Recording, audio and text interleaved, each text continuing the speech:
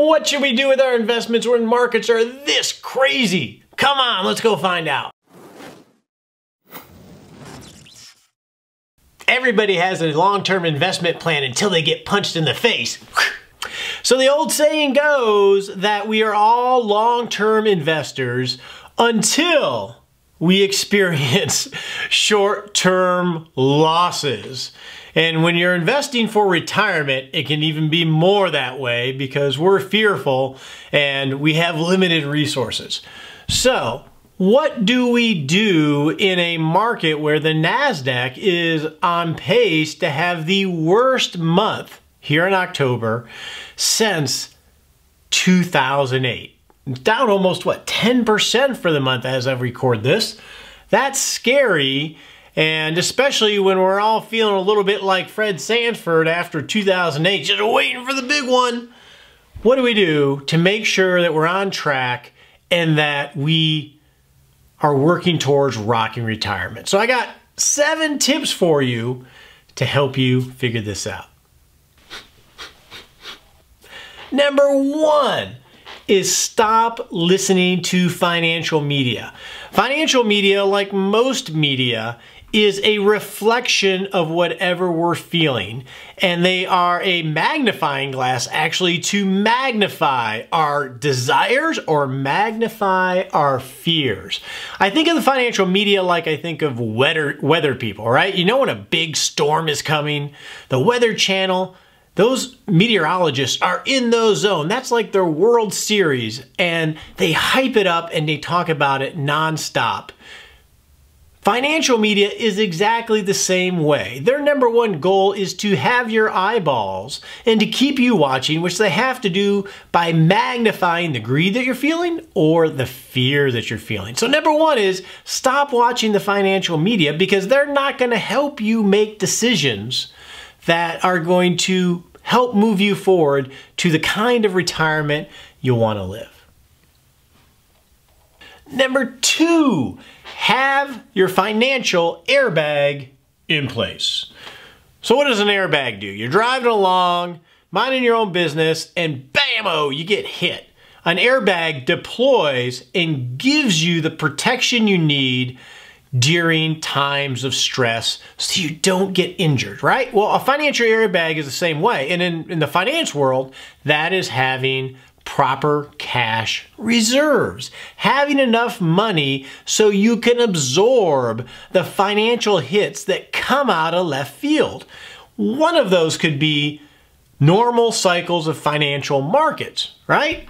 Another one could be, I'm experiencing this one right now, is a car that went bam-o and we're going to end up having to replace it. Without a financial airbag, you're not going to be able to protect your financial house because you're going to either have to go without, patch it together, or borrow money, which could actually exacerbate the situation.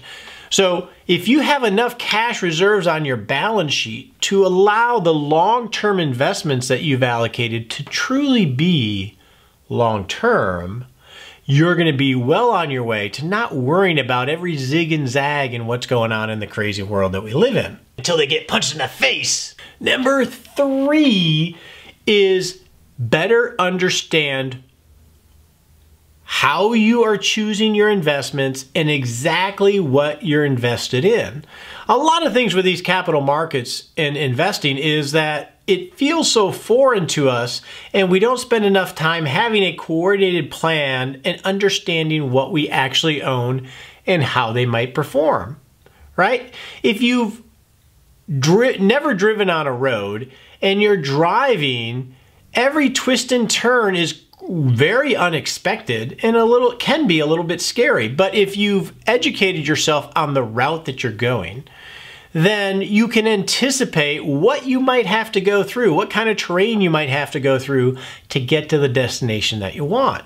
And what I have found is, especially as we get close to retirement, because we've spent so many years doing other things and just saving and investing, is that we don't have enough understanding of why we own the things that we own in the portions that we own them. The more clarity you have on that, the more clarity you're going to have on the kind of journey and twists and turns you might have to go through. Ha! Number 4 is, especially in retirement, have your investment portfolio, your allocation tied to the life outcomes that you care about most. This is really critical when we get to the retirement because your work is going to go away, your savings is going to go away, your income is going to go away, and that leaves you vulnerable emotionally and financially to the whims of the world. So for years, it's about, in our life and saving and investing, it's been about maximizing returns as we save and save and save. When you get to retirement, and I say this all the time, it's less about maximizing returns in some mathematical formula, and it's more about positioning yourself to hopefully achieve the outcome that you desire. Doesn't mean the maximum return. The outcome is the kind of life you want to be able to lead, the kind of life you want your financial assets to be able to help provide. It's about maximizing that, not necessarily returns, which a lot of financial people still haven't figured out. Number 5 is by tying your portfolio strategy to your life strategy, don't rely on risk tolerance questionnaires and what you emotionally can handle. Rely on figuring out what that minimum effective dose of risk you need to take to achieve the life outcome is. And a lot of times that's going to be a lot less risky than you've invested for years. So it's an uncomfortable transition. I'll have a link to a video where I talk about that in depth. Number 5, 6, is I hope you have a systematic way of rebalancing your portfolios. Because after we've had great markets, what ends up happening is the risk-reward target of your allocation gets way out of whack, right? Your winners go way up, which means they're a larger percentage of the entire pie. So you want to constantly monitor your portfolio and rebalance it so you don't inadvertently take more risk than you meant to take in the first place, which is easy to occur after a great market like we've had. And number 5, 6, 7 is continually repeat the first 6 steps religiously so you can position yourself not just to survive retirement, but to rock retirement.